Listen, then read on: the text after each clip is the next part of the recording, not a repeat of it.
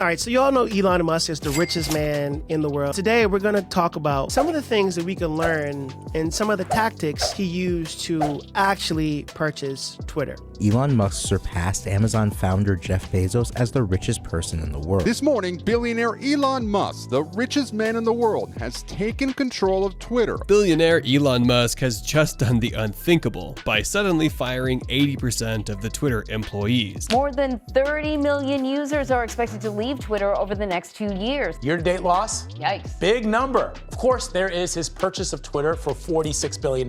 Musk borrowed the rest from a variety of banks. Musk is moving to minimize costs, toying with the idea of filing for bankruptcy. So what does all of this mean for the future of the little blue bird? All right, so you all know Elon Musk is the richest man in the world. In 2021, he was actually worth an estimated $320 billion, which means he was $293 billion wealthier than he was before the pandemic. Well, he bought Twitter for $44 billion, walked in with a sink. Jokes like that is probably why he got booed at the Dave Chappelle concert recently. Sounds like some of them people you fired are in the audience.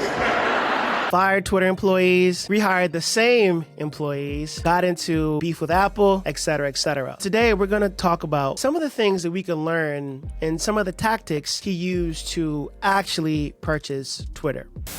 Strategy number one, he had a letter from his banks offering to lend $13 billion to Twitter if he actually bought it, with $7 billion coming from senior secured bank loans and $6 billion coming from various junk bonds. Two, he got a letter from his banks offering to lend him roughly $12.5 billion personally. Third, he made an agreement with himself to put up 21, and I think in total it ended up being like $27 billion. So he put up 1/3 of it, but 2/3 of it is coming from loans using a leveraged buyout strategy. And that's what I really want to focus on here. He could have used all his money and took on all the risk, but he came up with a very creative way to get other people to take on some of the risk in buying Twitter and getting Twitter to take on $13 billion on their own and use that company's assets and resources and revenue and saddle them with debt in order to actually purchase the companies. Essentially, he's using Twitter to buy Twitter. That strategy is called a leveraged buyout. Let's talk about what a leveraged buyout is. A leveraged buyout is a generic term for the use of leverage to buy out a company. The buyer can be the current management, the employees, or a private equity firm. It's important to examine the scenarios that drive LBOs to understand their possible effects. Now, there are 4 examples of leveraged buyouts: a repackaging plan, the split up plan, the portfolio plan, and lastly, the savior plan. There's a definition of what a leveraged buyout is. Hey guys, if you like the content you're watching, there is a Patreon that you could subscribe to where you get more exclusive content. I will share my journey of how I've made money in sales, things I'm investing in, some of the pitfalls that I've made as relates to investing in my career. I'll be sharing those with you so that you can totally avoid those too. So if that's something you're interested in, you can click the link below in this video and sign up for the Patreon.